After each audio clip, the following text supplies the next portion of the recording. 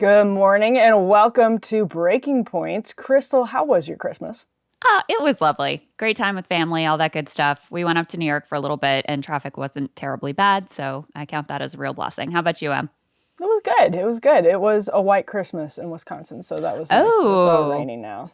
are Yeah. you a fan of the white Christmas situation? My youngest daughter is like obsessed with snow. She says she wants to live in the North Pole. In the North Pole. I mean, you gotta have snow. Like it's really I find it very depressing when there's no snow on Christmas, but this is the world we live in now. Yes, indeed. Indeed. Lot to get to in the show today. Also, because we've been off, there's like a backlog of stories for us to talk about. But we also have some breaking news, which is that Jimmy Carter has passed at the age of 100. So we'll take a little bit of a look at his, I would say, sort of complicated legacy. A lot of people see it a lot of different ways. Trump jumped in and chose sides in this ongoing war between Elon Musk and Vivek Ramaswamy versus MAGA types like Laura Loomer, et cetera. I'm very excited to hear what you have to say about this, Emily. So I'm looking forward to sitting back and hearing your thoughts on this whole skirmish that has unfolded.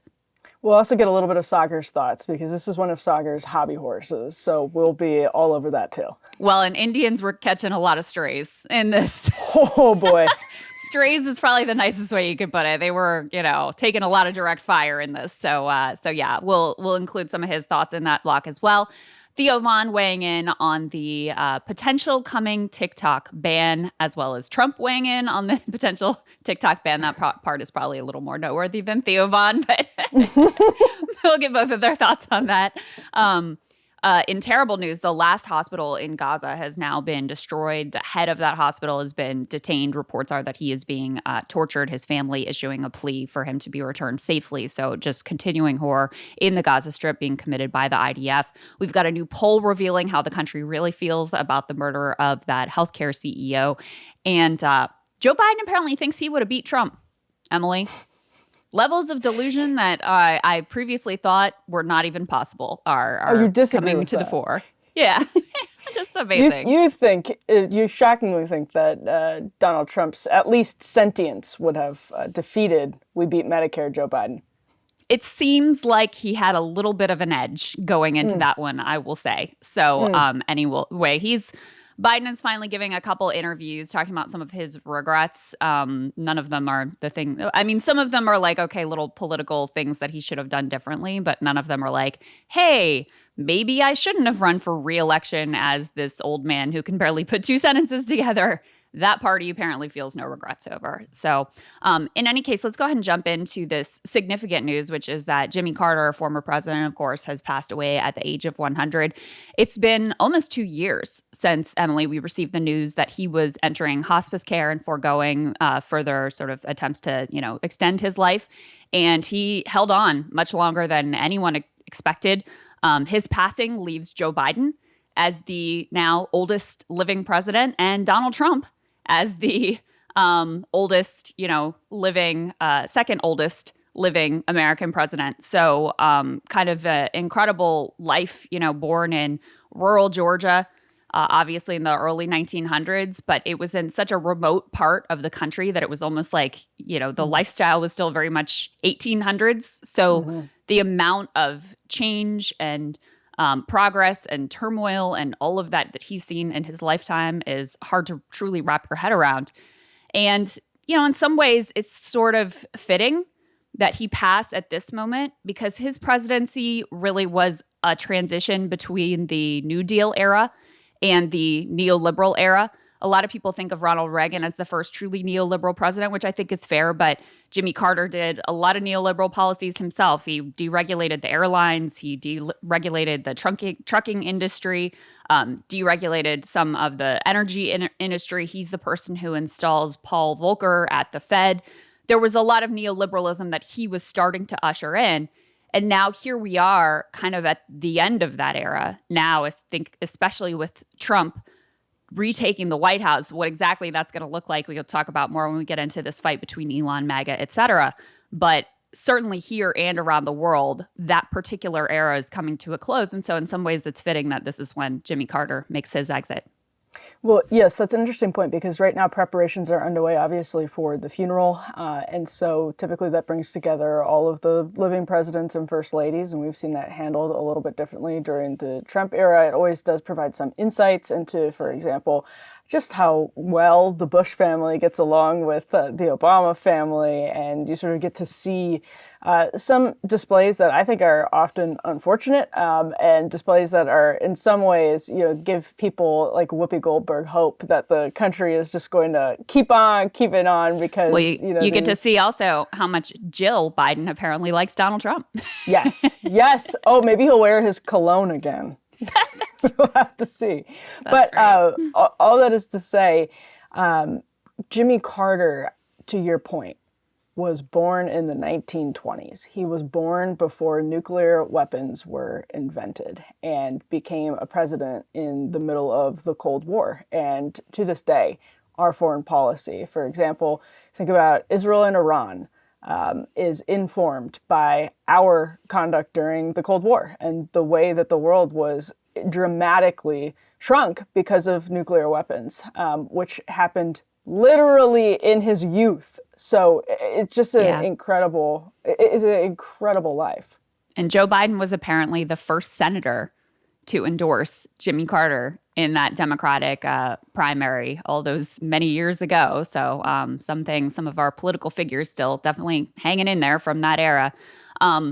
One of the things that are typically cited as a signature achievement of his administration, certainly in terms of foreign policy, is the Camp David Accords, which brought peace between Egypt and Israel. As a supporter of the Palestinian cause, I see that somewhat differently. It really was a blow to Palestinians. They were excluded from the negotiations. It broke up this sort of pan-Arab unity. Egypt was in many ways their most powerful ally. And there were demands there. There were conditions for Israel to respect Palestinian sovereignty in the West Bank and in the Gaza Strip, but they were never enforced and were sort of always loose enough to allow Israel to continue the project of settlement expansion, which has continued under every single Israeli prime minister, regardless of party or political inclination. And so, on the one hand, it did bring peace between these two neighbors, resolved issues with the Sinai Peninsula. But on the other hand, it really was a blow ultimately to the strength and the solidarity, the pan-Arab solidarity of the Palestinian movement.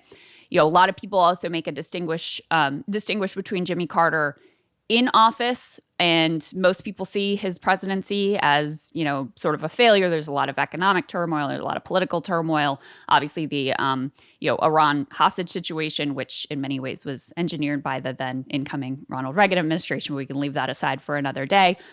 Clearly was a blow to American self-esteem. I mean, it's true. It was pretty well documented that they had this back channel negotiation of, hey, you hold on to these hostages until I get into the White House, and then you release them, which is exactly what happens. I mean, you want to talk about foreign election interference, that kind of takes the cake.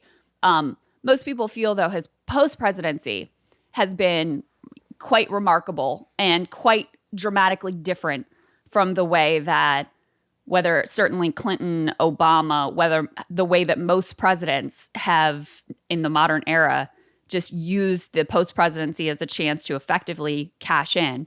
And I think Obama is in some ways the worst example of this, because with the Clintons, at least there was some semblance of, even though we're not big fans of the Clinton Foundation here, there was some semblance of like, oh, we're doing this for the international good, et cetera. This is With for the the people of Obamas, Haiti. it's Yeah. been clearly like just their own personal sort of like brand building and, their own legacy protection. Versus truly being associated with any larger cause than themselves. Jimmy Carter, of course, famously very involved in global health initiatives, was building himself homes for Habitat for Humanity into his 90s, which is quite extraordinary. And the other thing is, he and his wife lived in the same modest Georgia house until the very end, until they both ultimately passed. And part of this is a point that Michael Tracy and others have been making.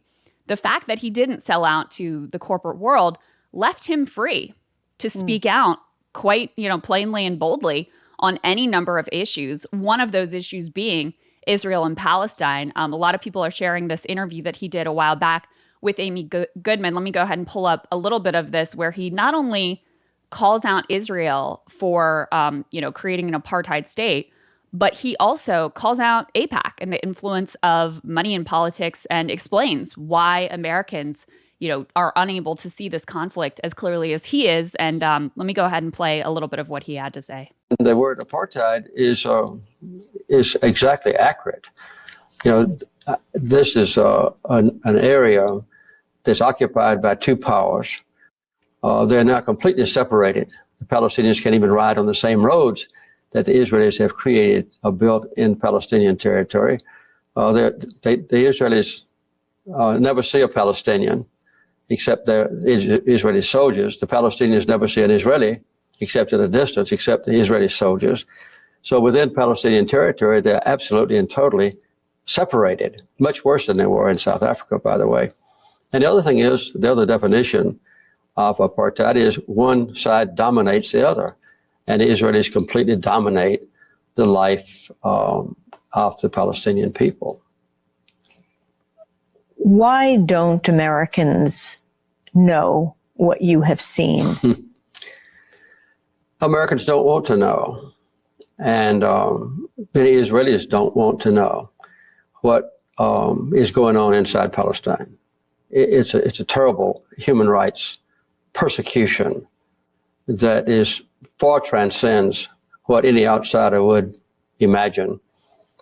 And there are powerful political forces in America that prevents any objective analysis of the problem in the Holy Land. I think it's accurate to say that not a single member of Congress with whom I'm familiar would possibly speak out and call for Israel to withdraw to their legal boundaries or to publicize the plight of the Palestinians, or even to call publicly and repeatedly for good faith peace talks. There hadn't been a day of peace talks now in more than 7 years. So this is a taboo subject. And I would say that if any member of Congress did speak out, as I've just described, they would probably not be back into Congress the next term. So there you go. And I do think part of why he was able and felt free to speak out such as this, to go visit any world leader that effectively asked him to, even, people like Castro, who obviously most, living American presidents would not be going and visiting, was because he was not bought off by anyone. He truly was his own man until the end. And I think, that aspect of his legacy to me is extremely admirable.